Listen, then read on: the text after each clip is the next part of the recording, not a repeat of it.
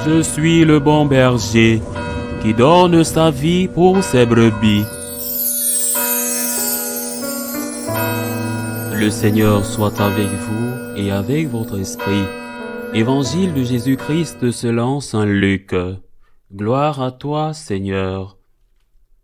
En ce temps-là, Jésus disait, « Quel malheur pour vous parce que vous bâtissez les tombeaux des prophètes alors que vos pères les ont tués. Ainsi vous témoignez que vous approuvez les actes de vos pères, puisque eux-mêmes ont tué les prophètes. Et vous, vous bâtissez leurs tombeaux. C'est pourquoi la sagesse de Dieu elle-même a dit, « Je leur enverrai des prophètes et des apôtres. Parmi eux, ils en tueront et en persécuteront. Ainsi cette génération devra rendre compte du sang de tous les prophètes qui a été versé depuis la fondation du monde, depuis le sang d'Abel jusqu'au sang de Zacharie, qui a péri entre l'autel et le sanctuaire. Oui, je vous le déclare, on en demandera compte à cette génération. Quel malheur pour vous, docteurs de la loi, parce que vous avez enlevé la clé de la connaissance, vous-même n'êtes pas entrés, et ceux qui voulaient entrer, vous les en avez empêchés. Quand Jésus fut sorti de la maison, les scribes et les pharisiens commencèrent à s'acharner contre lui et à le harceler de questions. Ils lui tendaient des pièges pour traquer la moindre de ses paroles.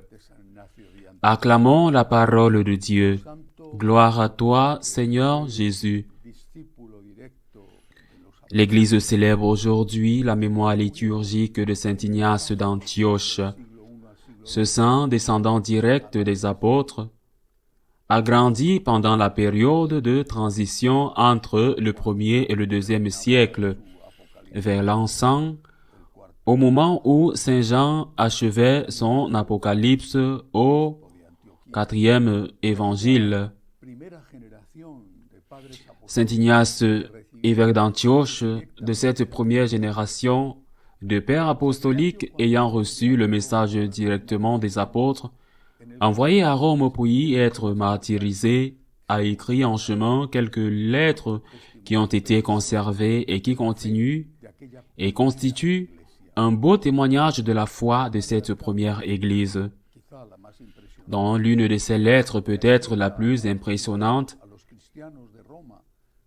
celle écrite aux citoyens, aux chrétiens de Rome, parce qu'il y avait une certaine influence, même auprès de l'empereur. Le vieil homme qui allait être martyrisé supplie les chrétiens romains de ne rien faire pour le sauver. « Je suis le blé du Christ, écrit-il, et je dois être broyé par les dents des bêtes sauvages. Allez mourir, et vous voulez mourir.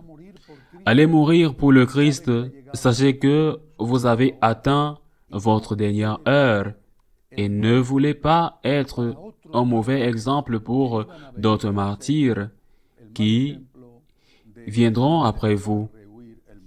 Le mauvais exemple d'essayer de ramener la guerre, qui sait ce qu'elle coûtera. Ce qu'elle coûtera. S'il évitait le martyr, d'autres pourraient dire, si notre arrière-grand-père l'a fait, nous aussi.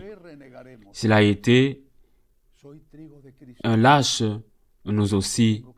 S'il a trouvé de l'aide, nous la chercherons. Si nous devons renoncer à la foi, nous y renoncerons. Je suis le blé du Christ, et je dois être broyé par les dents des bêtes sauvages. Et il a construit une maison à Rome. Ces paroles si fortes, si sincères, devraient être un examen de conscience et peut-être une source d'inquiétude pour nous. Et elles sont aussi en accord avec ce que nous enseigne l'Église aujourd'hui.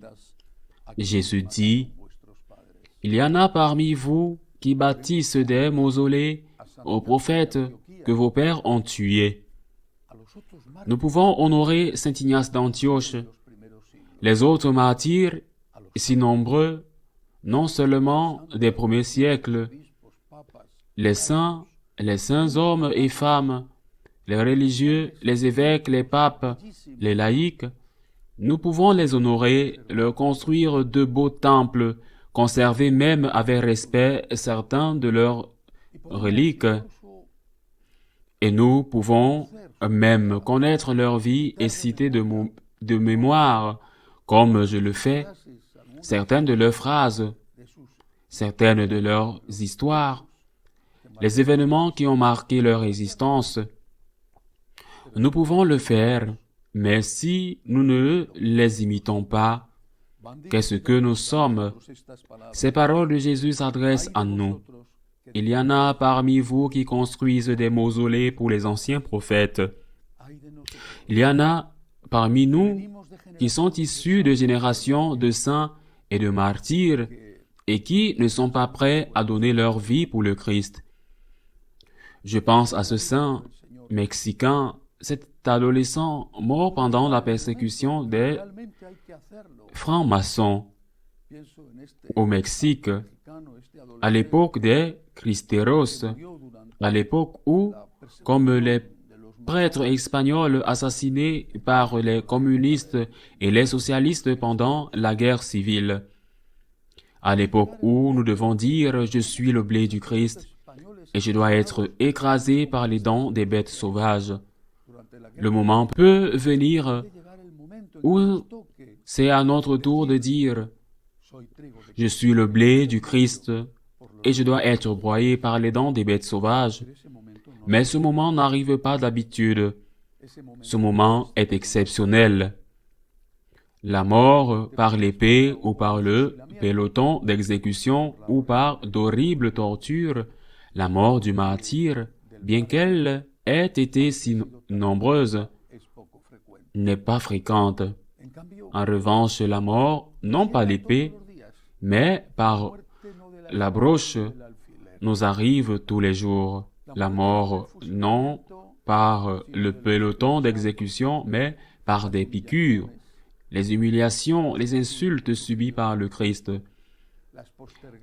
les ajournements, les moqueries dans sa propre famille, les moqueries au travail, le renoncement à faire des affaires parce que ce n'est pas licite, le renoncement à avoir une double vie, le renoncement à suivre ses instincts et à ne pas les contrôler. C'est aussi un martyr. Ce n'est pas un martyr de sang.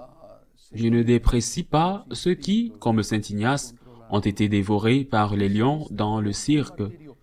Mais c'est le martyr le plus fréquent. Il n'y a pas de sang versé, mais il y a de la souffrance d'une vie commune, difficile, ou la souffrance d'une santé qui se dégrade ou de ne pas pouvoir avoir une situation économique stable.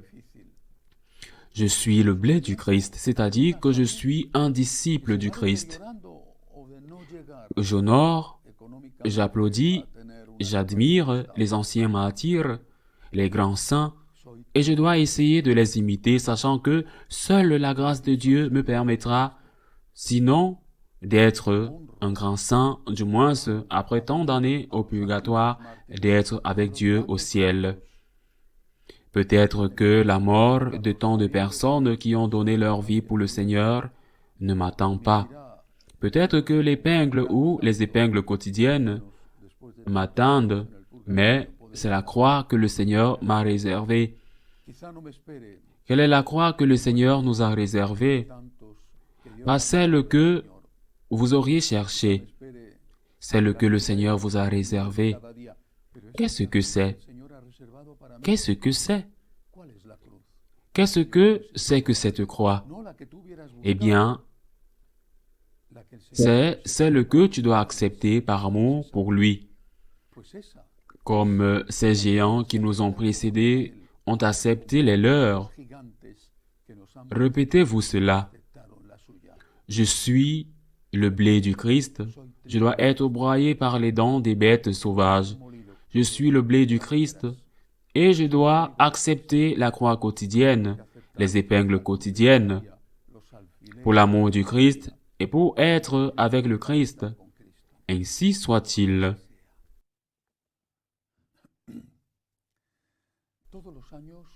Chaque année, les franciscains de Marie invitent ceux qui veulent approfondir leur spiritualité de la gratitude à nous rejoindre dans les écoles de gratitude, où ils reçoivent une direction spirituelle, une spiritualité ou aussi une formation large, 4 ans de catéchèse sur le catéchisme, 1 an de spiritualité, 5 ans de Bible, 1 an d'apologétique, 5 ans d'histoire de l'Église. C'est une invitation que nous faisons chaque année. Mais tous les 2 ans, cette invitation a une caractéristique particulière et c'est ce qui correspond à cette année. Je veux dire que tous les 2 ans, nous invitons les gens à se consacrer au Sacré-Cœur de Jésus et au cœur immaculé de Marie.